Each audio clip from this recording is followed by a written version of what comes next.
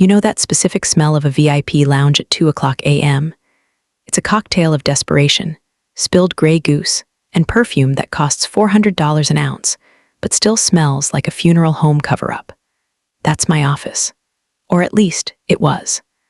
I was standing behind the velvet rope of Club Sanctum, wearing a black uniform that fit a little too well, designed to make me look like furniture with a pulse. Bass from the main floor was vibrating through the soles of my shoes, cheap, non-slip rubber soles, not the Laubautins I used to wear when I actually owned a place like this.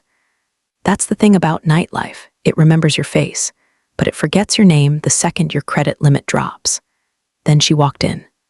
Claudia Haynes. She didn't just walk, she glided, like she was on a conveyor belt made of other people's money. She was wearing a white mink coat that looked like it had been skinned alive 5 minutes ago, and her eyes were scanning the room for someone to victimize. That someone, invariably, was me. "Check my coat, sweetie." The coat hit me in the chest before I could even raise my hands.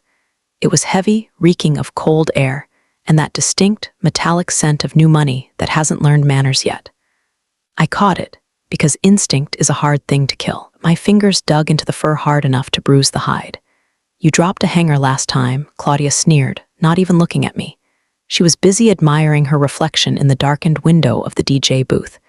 "If you ruin the lining, I'll have it deducted from your, whatever it is you earn. Tips, peanuts." I didn't say anything. I just tagged the coat. Ticket number 666. If she noticed the irony, she was too busy checking her teeth for kale or cocaine. "Listen, before I go any further into how I dismantled this woman's life brick by gilded brick, do me a favor and hit that subscribe button and give this a like. It keeps the algorithm fed, and frankly, after what I'm about to tell you, you're going to want to be notified when the legal updates drop. It's the only tip I'm asking for today." Back to the fur. I watched Claudia sashay into the VIP section, bypassing the security guard who looked like a shaved gorilla in a suit. He nodded at her. Everyone nodded at her. She was the wife of Elliot Haynes, the tech CEO whose company Sphere had just acquired half the downtown district. In this ecosystem, Claudia was an apex predator. I was Krill, but Krill have a way of clogging the engines if there are enough of them, or if one of them is smart enough to know how the engine works. 2 years ago, I wasn't holding coats, I was the one throwing them. I owned the Velvet Room 3 blocks down. It was sharper, darker, cooler. We didn't let people like Claudia in because they ruined the vibe. They treated the staff like NPCs in their personal video game. I had a strict no assholes policy, and Claudia Haynes was the patron saint of assholes. I remember the first time I denied her entry at the Velvet Room. She looked at me like I had spoken in tongues. "Do you know who my husband is?" she had hissed, her face turning a blotchy shade of indignity. "I don't care if your husband is Jesus Christ in a Yeezy collab," I had told her. "You're not on the list." That was my mistake. Not the denial, that was a pleasure, but underestimating how much free time a bored trophy wife with a vindictive streak has. Now, I stood in the shadows of Club Sanctum, watching her hold court, who was sitting on a tufted leather banquette that I knew for a fact hadn't been deep cleaned since 2019. She was snapping her fingers at a waitress, a girl named Sarah who was putting herself through law school and didn't deserve to be treated like a servant in a Victorian melodrama. "More ice," Claudia barked. "And tell the bartender this vodka tastes like tap water." "I want the bottle opened in front of me." I adjusted my earpiece. "Sarah," I murmured into the mic, my voice flat, "just bring her the bucket. Don't engage. She's looking for a fight to spice up her Tuesday." Sarah looked over at me, her eyes wide and grateful. I gave her a microscopic nod. That's what I was now. The shadow manager, the ghost in the machine. The management at Club Sanctum kept me around because I knew where the bodies were buried, literally, in terms of plumbing disasters, and metaphorically, regarding the liquor license loopholes. They thought I was broken, thought I was just happy to have a paycheck after my world imploded. They didn't know I was taking notes. Claudia laughed, a sound like glass shattering in a dishwasher. She was leaning into a guy who definitely wasn't Elliot. He was young, probably a personal trainer or a brand ambassador for tequila company, with hair so gelled it could withstand a hurricane. She ran a manicured hand down his arm, right in the middle of the club, under the lights. "God, service here has gone downhill," she announced loudly, making sure her voice carried to my station. "It's just so pedestrian. Ever since they started hiring the refugees from that failed club down the street." She meant me. She knew I could hear her. It was part of the ritual. She needed to remind me every single week that she had won and I had lost. I looked down at the fur coat in my hands. It was soft, expensive, and completely vulnerable. For a second, imagine taking a pair of shears to the lining. Just a small snip, a loose thread that would unravel the whole structure over time. But that was petty. That was amateur hour. I wasn't interested in ruining a coat. I was interested in ruining the person wearing it. I hung the coat up with exaggerated care, smoothing the bristles. "Enjoy it while it lasts, sweetie," I whispered to the empty cloakroom. The bass dropped again, shaking the floorboards. I checked my watch. It was 2:15 a.m. In exactly 4 hours, the Tokyo markets would open, and a very specific shell company I'd registered in the Cayman Islands was going to trigger a purchase order that would go unnoticed by everyone except the people looking for it. Claudia thought this was just another night of her reign. She didn't realize she was dancing on a trapdoor, and I was just waiting to oil the hinges. The music swelled, drowning out her laughter. I could still see her mouth moving, shaping insults, shaping her own demise. I adjusted my name tag, Vanessa Staff, and smiled. It was the kind of smile a shark gives before it rolls its eyes back. The game was on. If you think the fur coat was the peak of it, you've clearly never worked service for the 1%. The coat was just the opening ceremony. The main event was the humiliation loop, a routine Claudia had perfected with the efficiency of a Japanese factory line, usually started with the drinks. Claudia didn't drink alcohol to get drunk, she drank to critique. She ordered a Grey Goose, soda, 3 limes, splash of cran in a tall glass, no straw, plenty of ice, but not too much ice. If the bartender, a sweet kid named Jason, put in 4 limes, crisis. If the splash of cranberry was more of a pour, tragedy. "Is it hard?" she would ask, leaning over the bar, her cleavage adjusting itself like a separate entity. "Is it hard to follow basic instructions? Or is this why you're on this side of the bar and I'm on this side?" Jason would stammer, apologize, and remake the drink. Then she'd leave a tip. A single dollar bill folded into an origami swan. It wasn't a reward, it was a prop for her cruelty. "For your art classes," she'd say. Then there was Elliot, her husband, the CEO of Sphere. If Claudia was the knife, Elliot was the numbness that followed the cut. He didn't yell, didn't make scenes. He simply didn't perceive you as a human being. He looked through me like I was a smudge on a window pane. That Tuesday, Elliot came in about an hour after Claudia. He was wearing a suit that cost more than my entire liquidation settlement. He bypassed the line, bypassed security, and walked straight to the VIP section. As he passed the coat check, he handed me his umbrella. It was wet. He didn't hand it to me, released it in the airspace roughly adjacent to my body, assuming I would manifest the physics required to catch it. I caught it.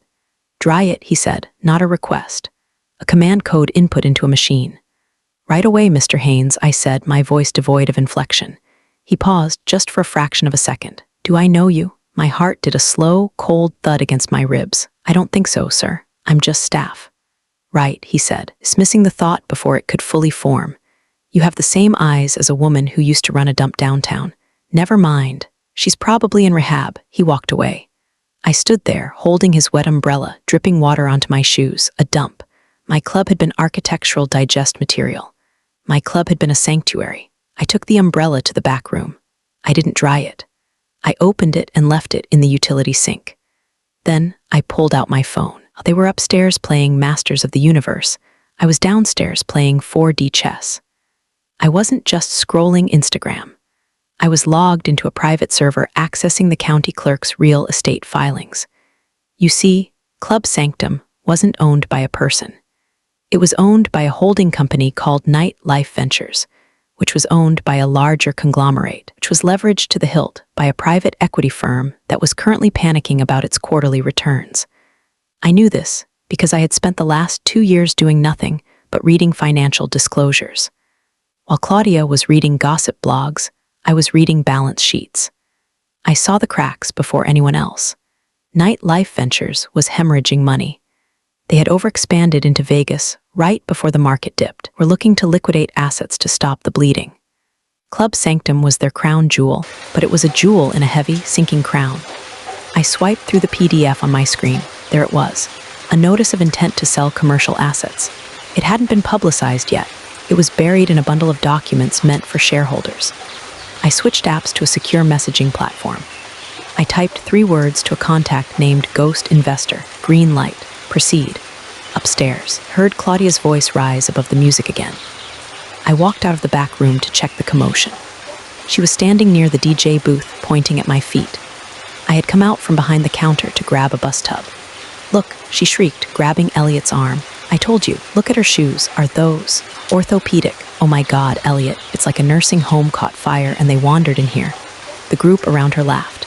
It was a sycophantic, ugly sound. I looked down at my black, sensible, non-slip work shoes. They were ugly. They were practical. They kept me standing for 10-hour shifts while I plotted their destruction. "Comfort is key when you work for a living, Mrs. Haynes," I said. I didn't shout. I just projected, using that bar owner voice that cuts through bass. The laughter faltered for a second. Claudia's eyes narrowed. "Excuse me?" She stepped closer, invading my personal space. "Did the furniture just speak?" I said. I looked her dead in the eye that these shoes have good traction. "Which is important. You never know when the floor is going to get slippery." "Is that a threat?" She scoffed. "It's a safety tip," I said, picking up the bus tub filled with their empty, wasted champagne glasses. "Floors change. Management changes. Everything is slippery eventually." "Fire her," Claudia said to the general manager, who had just rushed over, sweating. "Gary, fire this grim reaper right now." Gary, man with the spine of a chocolate eclair, looked at me nervously. He knew I ran the inventory better than he did. He knew I covered his ass when the till was short. "Claudia, please," Gary wheezed. "Vanessa is reliable. It's a busy night." "I don't care," she hissed. "She brings down the property value just by existing." "I'll go check the stock in the basement," I said to Gary, diffusing the situation before he had to make a choice. I didn't wait for permission. I turned my back on her, the ultimate sin, and walked away. As I descended the stairs into the darkness of the stockroom, I could hear her screaming about disrespect. I pulled my phone out again. Ghost Investor had replied, "Funding secured, initial offer drafted. Do we want the brand name?" I stopped on the landing. The concrete walls were cold. I typed back, "No, just the building, the land, and the liquor license. Burn the brand." I looked up at the ceiling, listening to the thumping of the party above. They were dancing on my ceiling. Soon, I would be the one pulling the floor out. The humiliation wasn't a deterrent anymore. It was fuel. High-octane, premium unleaded hate. And I had a full tank. You need to understand something. I didn't lose my club because of bad business. I didn't lose it because of the economy or COVID or bad vodka. I lost it because I bruised a narcissist's ego. She decided to burn my life down as a hobby. 2 years ago, the Velvet Room was the heartbeat of the city. I had built it from a rotted-out warehouse into a sanctuary of obsidian glass and crushed velvet. It was my child. I had mortgaged my house, my car, and my sanity to build it. After the night I denied Claudia entry, the whispers started. It wasn't anything loud. That's not how women like Claudia fight. They don't throw punches, they poison the well. It started with a blind item in a local luxury lifestyle blog, one that Claudia happened to be a major advertiser for, which downtown hotspot is actually a front for interstate laundering. Hint, it rhymes with helmet gloom. Subtle? No. Effective? Devastatingly. Then came the concerns whispered at charity galas. Elliot Haynes suddenly pulled his company's corporate account. That was $50,000 a year in guaranteed revenue, gone overnight. I called his assistant to ask why. I was told, Mr. Haynes prefers venues that align with his family's values. Values. The man made his fortune data mining teenagers, but sure, let's talk about values. The death blow came a month later. I was in negotiations for a massive expansion loan. My investors were skittish but on board. Then, the health inspector showed up. Not for a routine check, a targeted raid based on an anonymous tip about rat infestations and sewage leaks. There were no rats. There were no leaks. My kitchen was cleaner than an operating room. But the inspector, a sweaty guy who wouldn't look me in the eye, shut us down for 72 hours pending investigation. 72 hours is an eternity in nightlife. The closed by health department sticker on the door is a scarlet letter you never scrub off. Investors pulled out the next morning. One of them, a guy I'd known for 10 years, told me off the record, "Vanessa, we love you, but the word is out. You're radioactive. The Haynes family is telling everyone you're under federal investigation. We can't be near that." I stood in the middle of my empty, beautiful club, watching the dust motes dance in the emergency lighting. I had $200 in my business account and a mountain of debt. I lost the lease. I lost the house. I remember seeing Claudia a week after the foreclosure. I was leaving the bank looking like hell. She was walking out of a boutique next door. She saw me. She stopped. She didn't say anything nasty. She just smiled. A small, tight, satisfied smile. She gave a little wave like she was shooing a fly and got into her Porsche. That wave broke something in me. It snapped the part of my brain that believed in karma or justice or taking the high road. High road is for people who have a car. I was walking, so I decided to take the low road, the sewer road, the road that runs right underneath their perfectly manicured lawns. That's when I went dark. I dyed my hair from its signature blonde to a nondescript brown. I stopped wearing makeup. I bought clothes at Walmart. I applied for a job at Club Sanctum, the very place Claudia and Elliot had adopted as their new playground. The interview was pathetic. Gary, manager, looked at my resume, which I had heavily redacted, leaving out the ownership part and just listing bar manager, and hired me on the spot because I was willing to work holidays. You look familiar, he had said, squinting. I just have one of those faces, I lied. I used to work at an Applebee's in the state. Right, he said, losing interest. Don't steal the towels. For 2 years, I have been invisible. I have fetched coats.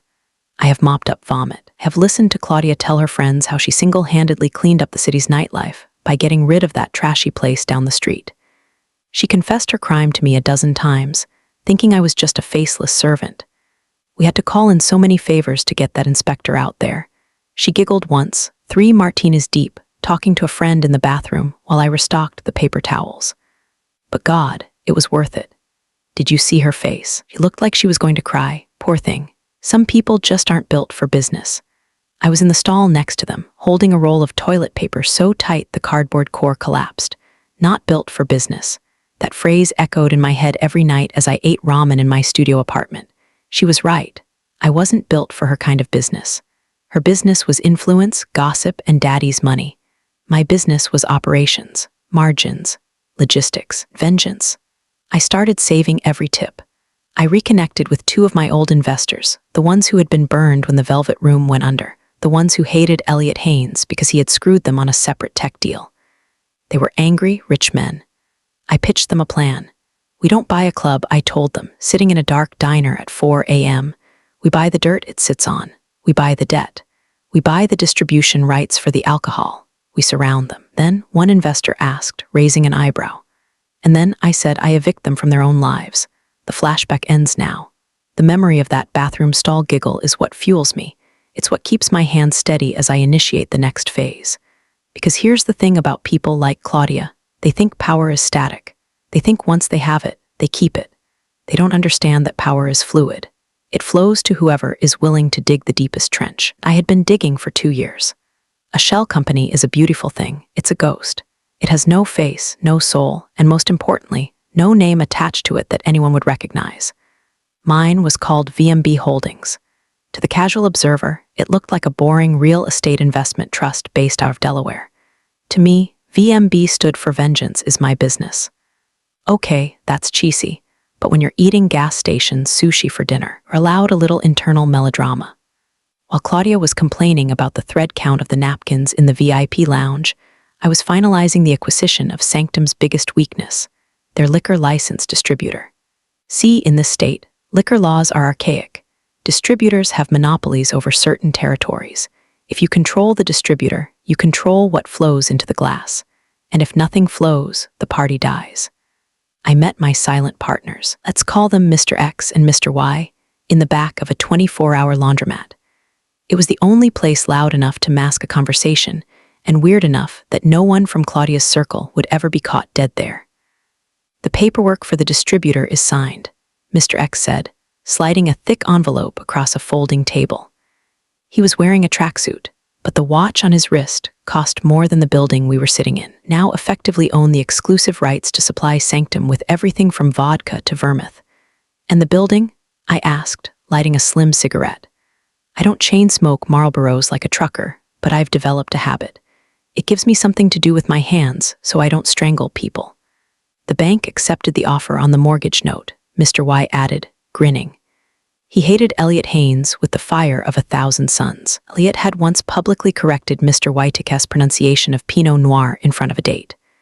Petty? Yes, but rich people wars are started over less. Technically, as of this morning, VMB Holdings owns the debt. You can foreclose or you can renegotiate. I don't want to foreclose, I said, exhaling a thin stream of smoke. Not yet. I want to be the landlord. You want to charge them rent? No, I smiled, ash flickering. I want to change the locks. Back at the club, the atmosphere was getting rowdy. It was Friday night now. The bridge and tunnel crowd had mixed with the high society types, creating a chaotic energy that usually resulted in broken glass and bad decisions. I was back in uniform, bussing a table near the dance floor. Claudia was there, of course. She was practically a fixture, like the chandelier or the black mold in the basement. She was standing on a sofa, shoes on, which drove me insane, waving a bottle of Ace of Spades. Woo, she screamed, I love this song. The song was about struggle and grinding your way out of poverty. The irony was lost on her. I walked past her table. She looked down at me. Hey, you waitress, I stopped. Yes, ma'am, take this away, she gestured to a barely touched fruit platter. The melon is soggy, it's disgusting. It tastes like poverty. I'll handle that, I said, taking the platter. And bring me another bottle, she commanded. Chop, chop. I walked to the bar. I punched in the order. But then I paused. I pulled out my phone. I logged into the distributor portal, the one I now owned access to. I found the account for Club Sanctum. I flagged it. Status, credit hold. Delivery suspended. I confirmed the change. Within 24 hours, the club would run dry. No more Ace of Spades.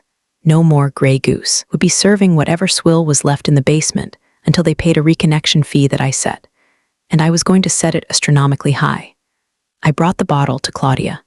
I poured it into her glass with perfect technique, the bubbles settling just right. Finally, she huffed. Did you grow the grapes yourself? You're so slow. Just ensuring quality control, Mrs. Haynes, I said smoothly. Whatever, she dismissed me. Go find me a straw. A black one. Clear ones look cheap. I walked away to get the straw. As I passed the manager's office, I saw Gary, the GM, looking frantic. He was on the phone, yelling, What do you mean the delivery is canceled? We have a private event tomorrow. Elliot Haynes is hosting a post-merger party. We need 50 cases of Dom. I slowed my pace, pretending to adjust a napkin holder. Credit hold? Gary shrieked. We paid the bill. What new owner? What are you talking about? I suppressed a laugh that would have sounded manic if I let it out. The dominoes were clicking. The seed of power wasn't just returning, it had sprouted, and it was a strangler fig. It was wrapping around the foundation of Club Sanctum, squeezing the life out of it. I grabbed a black straw from the supply bin. I walked back to Claudia. Here is your straw, ma'am, I said, placing it in her glass. About time, she muttered, taking a sip. I watched her drink. I watched her enjoy the expensive champagne that her husband's credit card paid for. I watched her oblivious arrogance. Drink up, Claudia, I thought. It's the last bottle of the good stuff you're going to see for a long time. I checked the time. My shift ended in 10 minutes. I had a meeting with a locksmith at 4:30 a.m. The walls were about to close in, and I was holding the remote control. Paranoia is a slow-acting poison, and I was administering it in microdoses. Saturday night? The night of Elliot's big post-merger bash. The club was packed. The air was thick with cologne and entitlement. But things were off. It started at the valet. I had accessed the third-party valet software system. It turns out the password was password 123 because security is a myth, and I had made a small adjustment to the VIP list.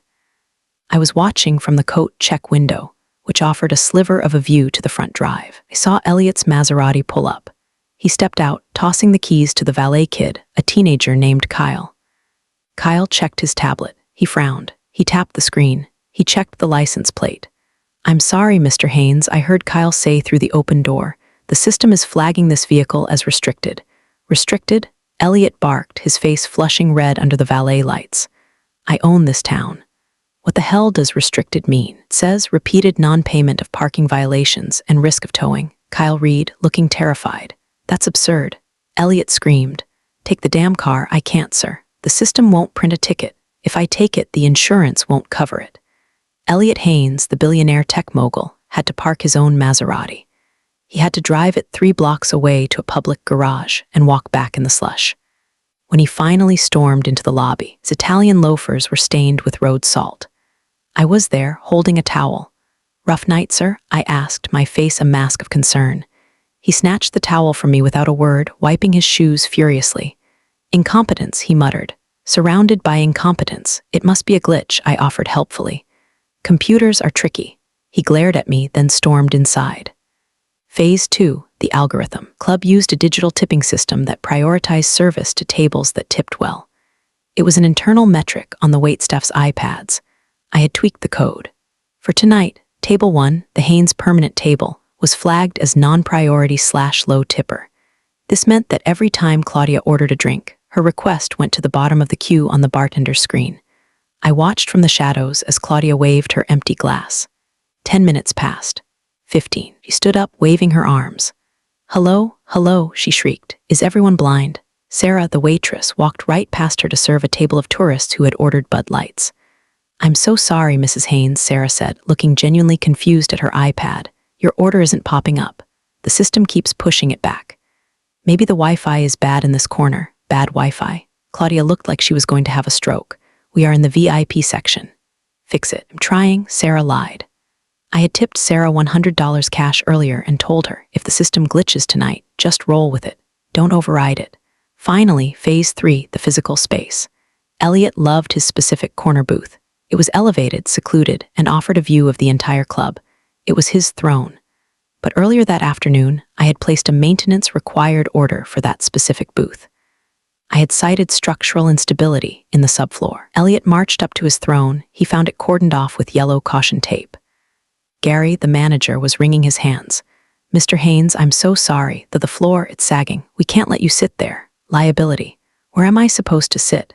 Elliot demanded, gesturing to the crowded club. "We have a nice table near the kitchen," Gary suggested weakly. Elliot's face went purple. Claudia looked like she had swallowed a lemon. "This is unacceptable," she screamed. "This is our night?" I know, Gary stammered. "It's just the building is old. Things are falling apart." I walked by with a tray of clean glasses. I paused just long enough to catch Elliot's eye. "Can I get you folks some folding chairs?" I asked innocently. "Get away from me," Elliot hissed. They ended up standing. The king and queen of the city, standing awkwardly near the bar, jostled by people who had paid a $20 cover charge. Claudia's feet hurt in her heels. Elliot was sweating in his coat because he refused to check it. He didn't trust me anymore, smart man. I moved through the club like a phantom. I knew every weak beam, every hidden mic, every wire. I was the ghost in their machine, and I was haunting them in real time. I went to the break room and checked my phone. A message from the lawyer, deed recorded. Liquor license transfer complete. You are legally the owner of the property known as 440 West Street. Operating company is now your tenant, and they are in default. I smiled. It wasn't a shark smile this time. It was a wolf smile. I walked back out onto the floor. Claudia was arguing with the bartender about the lack of Dom Perignon, remember the delivery hold. "We only have Moet," the bartender shrugged. "I don't drink peasant champagne," Claudia yelled. I leaned against a pillar, watching. The walls were closing in. The ceiling was lowering. They were too busy shouting at the help to notice that the building didn't belong to them anymore. I had one more shift, one more night, and then the paperclip. There is a specific kind of silence that happens when a contract is signed. It's a silence that drowns out the noise of the world. Sunday morning, 9:00 a.m. I was sitting in my lawyer's office, staring at a stack of documents thick enough to stop a bullet. "This is it," my lawyer, sharp woman named Jessica who wore suits sharper than her name, said. "Once you sign this, Nightlife Ventures is notified that their lease is terminated due to violation of the good moral character clause in the master agreement, which, ironically, they added to keep out strip clubs. And the liquor license? Yours. B&B Holdings now holds the license. Club Sanctum is legally dry as of," she checked her watch, "noon today, unless they negotiate with the new owner." "Which is you?" I picked up the pen. It was a cheap Bic pen. I didn't need a Mont Blanc to sign their death warrant. I signed, "Vanessa M. Bishop, congratulations," Jessica said. "You bought a zoo?" "No," I said, standing up. "I bought a slaughterhouse." I went to work that night for my final shift. It felt surreal. I walked through the service entrance, swiped my card, which I would soon be deactivating, and put on my uniform. The staff meeting was tense. Gary was hyperventilating. "Okay, everyone," he said, wiping sweat from his bald head. "We have a crisis. The liquor distributor has cut us off completely. We are running on inventory. We need to push the high-margin cocktails to get rid of the cheap stuff. And corporate says there's some legal issue with the building, so if anyone asks, we are not closing." He looked at me. "Vanessa, make sure the coat check is moving fast. We need turnover." "You got it, Gary." He said speed is my middle name. The doors opened. The crowd flooded in. And then, inevitably, they arrived. It was Sunday, so it was industry night. The crowd was cooler, younger, but Claudia and Elliot were there because they had no homes to go to, apparently. They fed on the energy of the club like emotional vampires. Claudia looked furious. Her hair was pulled back tight, pulling her face into a permanent sneer. She marched up to the counter. She didn't even say hello. Didn't look at me. She just unhooked her fur, a silver fox this time, and threw it. She put actual force into it. It wasn't a toss, it was a pitch. The heavy fur bundle hit me in the face. The clasp scratched my cheek. A tiny drop of blood welled up. "Oops," Claudia said, deadpan, "slippery fingers, hang it up. And don't steal anything from the pockets." I stood there. The fur was on the counter. My cheek stung. In the past, I would have apologized.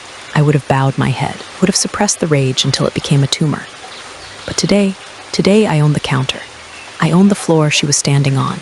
I owned the air conditioning unit blowing on her fake tan. I didn't pick up the coat. I looked at it, then I looked at her. "Pick it up," she snapped. "I have a table waiting." "No," I said. The word hung in the air. It was a small word, but it landed like a grenade. "Excuse me," Claudia laughed, a nervous, jagged sound. "Did you just say no?" I said no, I repeated. I reached up and touched my cheek.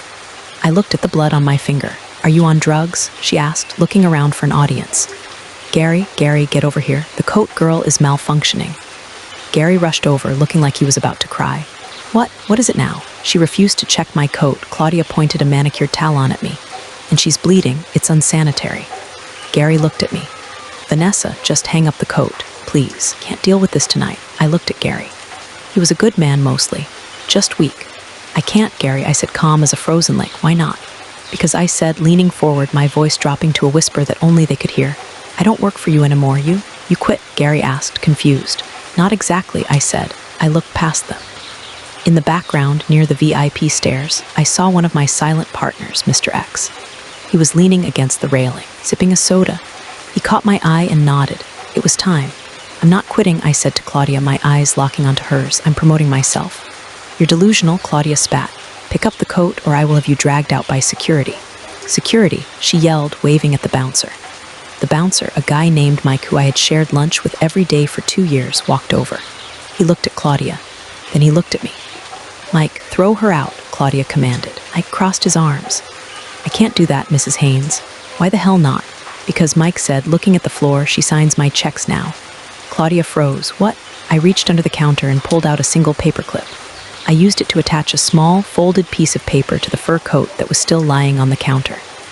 "I think you dropped this," I said. "What is that?" she asked. "It's a receipt," I lied. "Actually, no, it's a notice." I checked the time. 11:59 p.m. "Part 6 is over," I whispered to myself. "What are you mumbling?" Claudia demanded. "Just counting down," I said. "Midnight, the witching hour." I smiled. The blood on my cheek felt like war paint. "Get ready, Claudia," I said. "The floor is about to get very, very slippery. Let's rewind a few hours before the coat hit my face, before the bouncer refused to move. 3:00 a.m. Sunday morning, technically. The club had closed for the night. Cleaning crew hadn't arrived yet. It was just me, the silence, and the smell of stale beer. I had the keys, not the staff keys, the master keys, the ones handed to me by the courier along with the deed. I walked the floor of Club Sanctum alone. It's strange being in a nightclub when the music is off. It looks like a movie set with the lights on. The velvet looks dusty. The gold trim looks like plastic.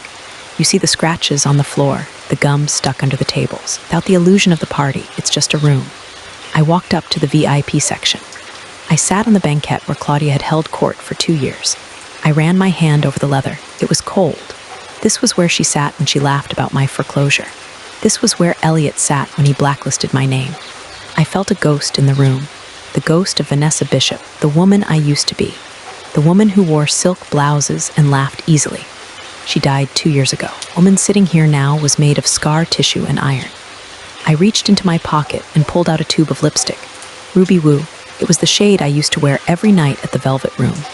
I hadn't worn it since the day the inspectors shut me down. I walked to the large mirror behind the bar, the one Claudia loved to check her reflection in. My hand didn't shake. I wrote on the glass in thick, red letters, "Check your access." It wasn't a threat. It was advice. Went to the DJ booth. I powered up the sound system. I didn't blast techno. I put on a track that I used to play at closing time at my old place. A slow, haunting jazz cover of Everybody Wants to Rule the World. I stood in the center of the dance floor, letting the music wash over me. I wasn't dancing. I was measuring the space. I was reclaiming the air rights. For 2 years, I had made myself small. I had hunched my shoulders. I had lowered my voice. I had dulled my eyes. I stood up straight. I stretched my arms out. I took up space. I am the owner, I said to the empty room. The acoustics were terrible. I'd have to fix that. I went to the office. I sat in Gary's chair. I didn't touch his computer. I just left a single envelope on his desk. Inside was the new organizational chart. His name was still on it as assistant manager. I wasn't cruel. Gary was a survivor like me. He just picked the wrong side. There was another list in the envelope. A do not admit list. It had 2 names on it. I walked back out to the coat check. This was my prison cell, my cage. I started cleaning it. I threw away the cheap hangers. I threw away the generic claim tickets. I replaced them with the heavy, matte black cardstock tickets I had ordered, the ones with the VMB Holdings logo embossed in gold. I was rebranding the dungeon.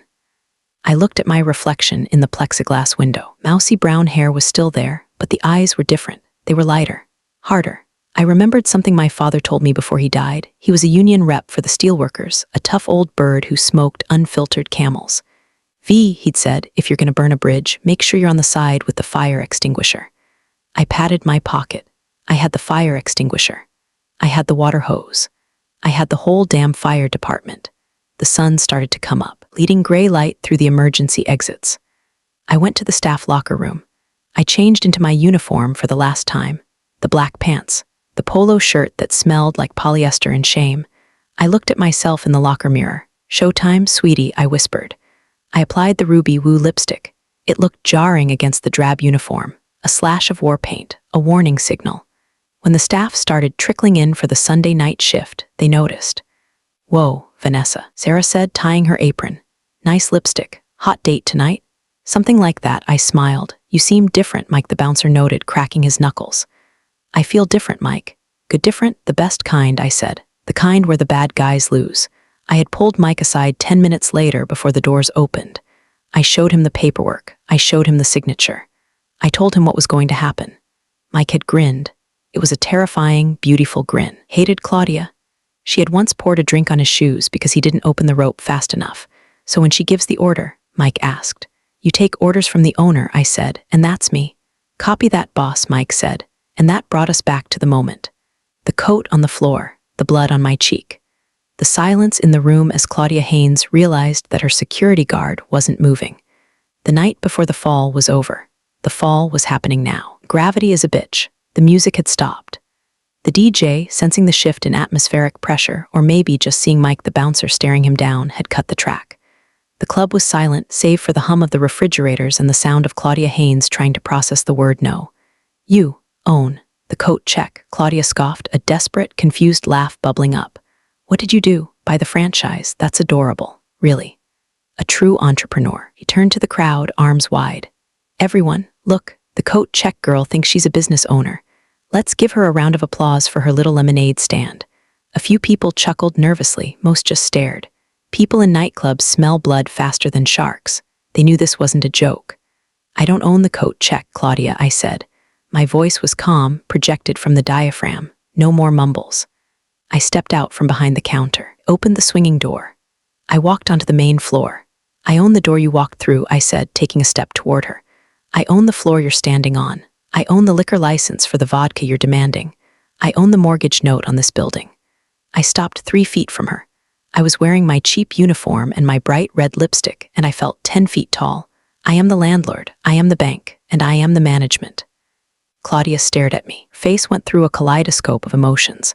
Confusion, disbelief, and finally, pure, unadulterated terror. Elliot, she shrieked, spinning around to find her husband. Elliot, do something. She's lying, she's crazy. Elliot Haynes pushed through the crowd. He looked sweaty. He looked like a man who had just realized why his valet ticket was declined. What is the meaning of this? Elliot demanded, trying to muster his CEO voice. Who are you? The woman whose business you helped destroy, I said. Vanessa Bishop. The Velvet Room. Ring a bell? Elliot's eyes widened. Recognition flickered. You're the one with the values. I finished for him. Yes, and it turns out my values include paying my debts and collecting yours. I pointed to the wall behind the bar. I had instructed the bartender to unveil it at exactly midnight. The bartender pulled a cord. The canvas covering the large mirror fell away. It was written in Ruby-Woo, check your access. And below it, a new digital projection on the wall, bright and undeniable, private property. New owner, VM Bishop Holdings. The room gasped. Phones were out. Flashbulbs were popping. This was going on TikTok Live. This was the content they lived for. This is illegal, Elliot sputtered. I have a lease. I have a contract with Nightlife Ventures. You had a contract, I corrected. They defaulted. I bought the debt. I'm exercising my right to terminate services for any patron who violates the code of conduct. I turned my gaze back to Claudia. Code of conduct violation number 1, I said, my voice cutting through the silence. Abusive staff. I looked down at the silver fox fur coat still lying on the dirty floor. It looked like roadkill now. Pick it up, I said to Claudia. What? She whispered. Pick it up. I can't, she stammered. I'm a guest, not anymore, I said. Now you're just a trespasser with bad manners. Claudia looked at Elliot. Elliot looked at his shoes. He wasn't going to save her. He was calculating the PR fallout. He was already distancing himself. Claudia looked at the crowd. They were filming her, mocking her. The queen was naked. Slowly, painfully, Claudia Haynes bent down. Her knees popped, her dress strained. She reached out and grabbed the fur coat from the floor. Dust bunnies clung to the expensive pelt. She stood up, clutching the dirty coat to her chest, her face a mask of humiliation. Happy? She hissed, tears welling up in her eyes. You made your point. We're leaving. Leaving implies you have a choice, I said. I signaled Mike. Escort them out, I said. And Mike? Yeah, boss, check their pockets, I said, throwing her own words back at her. Make sure they didn't steal anything. The crowd erupted. Laughter, cheers. It was brutal. It was savage. It was justice. You can't touch me. Claudia screamed as Mike stepped forward. Do you know who I am? We know exactly who you are, Mrs. Haynes, I said, my voice dropping to a cool, professional register. That's why you're banned. I reached into my back pocket and pulled out a sealed white envelope. I slapped it into Elliot's hand. What is this? He asked, looking at it like it was radioactive. A formal notice of trespass, I explained. A dossier of harassment complaints filed by the staff over the last 24 months. Dates, times, witnesses, including the time Claudia threw a hot coffee at the valet. We have the footage.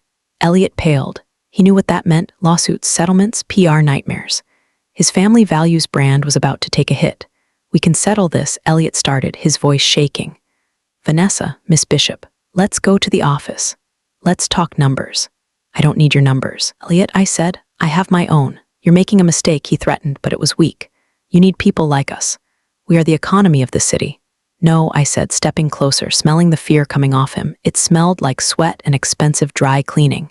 You're the parasites.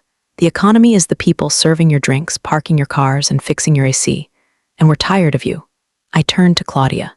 She was shaking, clutching her dirty coat. Claudia Haynes, I said formally, your membership is revoked, effective immediately. Permanent ban, global. If I buy a lemonade stand in the future, you're banned from there too. Get them out, I nodded to Mike. Mike and 2 other bouncers, big guys who had been waiting for this day for years, stepped in. They didn't touch them roughly. They just created a wall of muscle. This way, folks, Mike said cheerfully. They were herded toward the door, not the VIP exit. The front door, one with the draft. As they passed the threshold, Claudia turned back one last time. Her mascara was running. She looked small. You're just a coat check girl, she screamed, her voice cracking. And you, I called back, are outside. The heavy oak doors slammed shut. Silence returned to the room for a beat. Then someone started clapping. Then another. Then the whole room. I didn't bow. I wasn't a performer. I turned to the DJ, hit it. The music blasted back on. Louder this time. Bass rattled the bottles on the shelf, my bottles. I walked behind the bar. I picked up a bottle of Grey Goose, one of the last ones left before the new stock arrived. I poured a shot. For the house, I yelled. The roar was deafening. I didn't stay for the party. I walked up the stairs to the VIP balcony, my balcony. I looked down at the sea of people.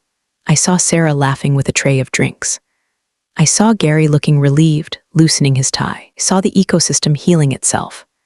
I sat down in the booth, the one I had marked with caution tape earlier. I ripped the tape off. I sat down. I pulled out my phone and checked the Reddit thread. Update, she's gone, I typed, and I didn't even have to use the sriracha.